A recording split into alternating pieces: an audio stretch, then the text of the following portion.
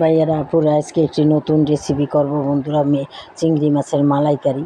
আমি বাজার থেকে দারুণ একটি দেশি চিংড়ি মাছ পেয়েছি বন্ধুরা। এগুলো এনেছি, কেটে ধুয়ে পরিষ্কার করে নিয়েছি বন্ধুরা।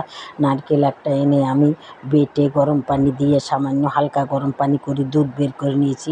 নারকেলের দুধ দিয়ে আমি মালাইকারিটা তৈরি করেছি বন্ধুরা। সামান্য গরম মশলা দিয়েছি, জিরা বাটা দিয়েছি, সামান্য শুকনো মরিচের গুঁড়া দিয়েছি।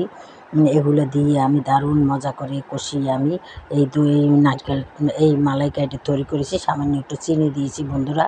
দিয়ে কিভাবে তৈরি করেছি বন্ধুরা, বড় ভিডিওগুলো যদি আমার দেখো তাহলেই বুঝতে পারবে। ইউটিউব, ফেসবুক এবং পেজ আছে আমার, এগুলোর মধ্যে বন্ধুরা। যাই হোক, যদি দেখো তোমাদের ভালো লাগে তাহলে বন্ধুরা তোমরাও রান্না করে খাবে। আর যদি বেশি ভালো লেগে থাকে তাহলে অবশ্যই আমাকে একটা লাইক দিবে, আমার চ্যানেলটাকেও সাবস্ক্রাইব করে দেবে এবং শেয়ার করে দেবে। তাহলেই আমি সামনের দিকে এগিয়ে যেতে পারবো আর সুন্দর সুন্দর ভিডিও নিয়ে আসতে পারবো। তাহলে বন্ধুরা আজকে আমি রাখি বন্ধুরা, আজকের মতো।